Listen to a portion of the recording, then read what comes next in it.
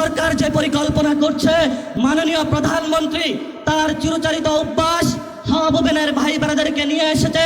কাউকে দুদুকে বসিয়েছে, কাউকে বাংলাদেশ ব্যাংকে বসিয়েছে, কাউকে বিচারালয়ে বসিয়েছে, কাউকে হলো পুলিশ প্রশাসনে বসিয়েছে, কাউকে হলো পার্লামেন্টে নিজে মুখ বন্ধ করে তাকে হলো তার গ্রিন কার্ড দিয়ে বলেছে, তুমি যা ইচ্ছা বাংলাদেশের মানুষের সাথে গাদ্দারি করতে পারো, তোমাকে আমি গ্রিন কার্ড দিয়ে দিলাম।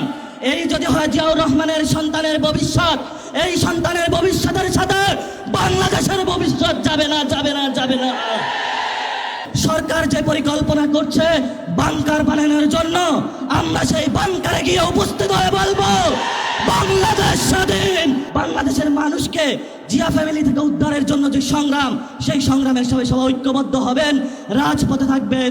আপনারা জানেন যে নির্বাচনটি হয়েছিল, সেই নির্বাচনের মাধ্যমে গত 17 বছর আমরা অপেক্ষা করেছিলাম বাংলাদেশে গণতন্ত্র প্রতিষ্ঠা হবে, কিন্তু 12ই ফেব্রুয়ারি বাংলাদেশে যেটা প্রতিষ্ঠিত হয়েছে সেটা গণতন্ত্রের বদলে বাংলাদেশে জিয়াতন্ত্র প্রতিষ্ঠা করা হয়েছে। তারা আমাদের ব্যাংকগুলো দখল করেছে, তারা পার্লামেন্ট দখল করেছে, তারা বিভিন্ন জায়গায় দুদক দখল করেছে, সন্ত্রাসী কায়দায় 11 দলীয় জোটের যারা নেতৃবৃন্দ তাদের বাসায় হামলা চালাচ্ছে।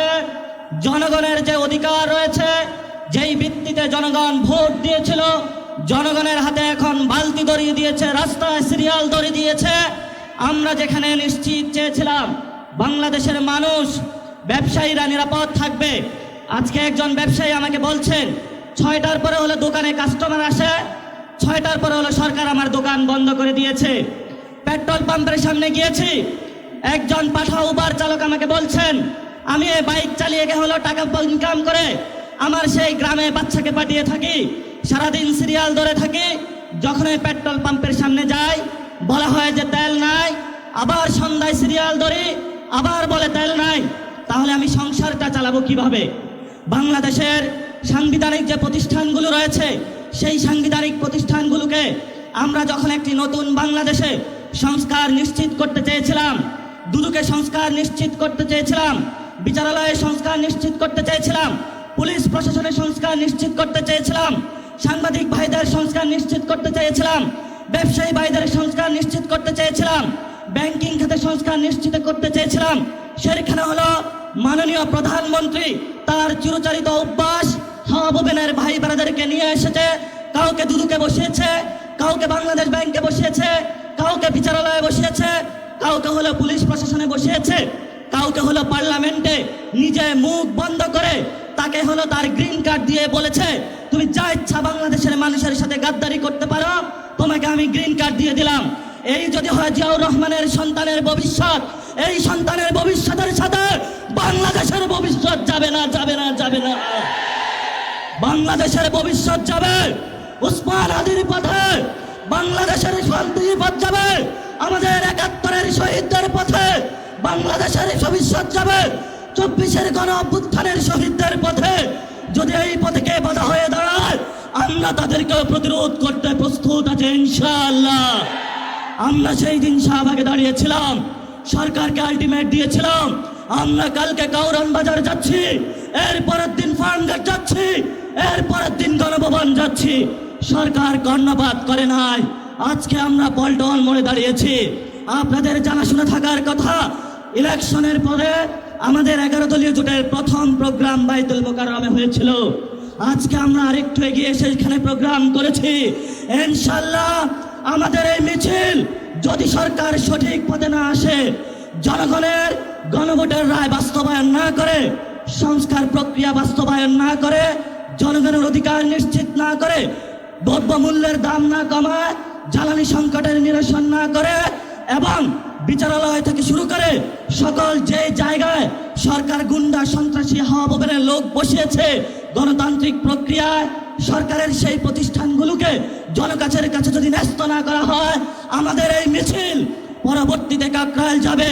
এক এক করে সরকার যে পরিকল্পনা করছে বাংকার বানানোর জন্য, আমরা সেই বাংকারে গিয়ে উপস্থিত হয়ে বলবো বাংলাদেশ স্বাধীন।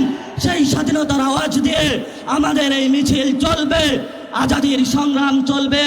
আপনারা দেখেছেন পার্লামেন্টে আমরা যেমন ডিসিপ্লিন, রাজপথ ডিসিপ্লিন। সরকারের প্রশাসনের ভাইদেরকে বলবো, আমরা এখানে ডিসিপ্লিন কায়দায় আছি, ভবিষ্যতেও থাকবো। অতীতে যেই ধরনের জনহয়রানিমূলক প্রোগ্রামগুলোতে কোনো কর্মসূচি আপনারা বাস্তবায়ন করেছেন, সেইভাবে যদি কোনো কিছু করা হয় আপনাদের সাথেও আমাদের প্রতিহত হবে ইনশাআল্লাহ।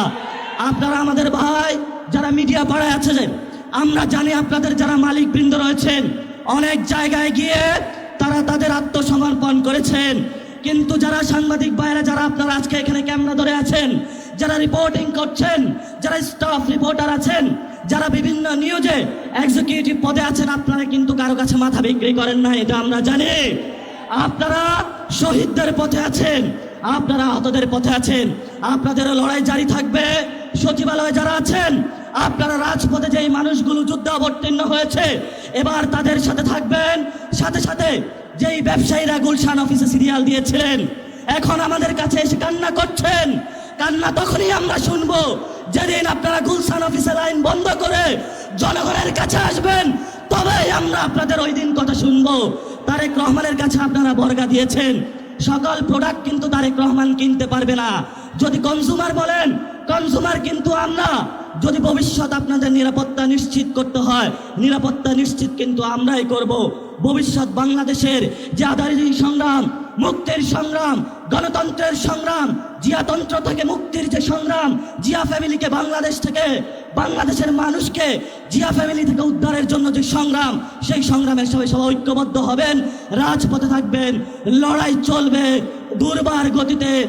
আসছে ফাগুনে, বসন্ততে, আগামীর দিনগুলোতে দ্বিগুণ, তিনগুণ, চতুর্গুণ হয়ে ইনশাআল্লাহ আমরা মাঠে ফিরবো। সবাইকে আসসালাম। ইনকিলাব জিন্দাবাদ, আজাদি জিন্দাবাদ।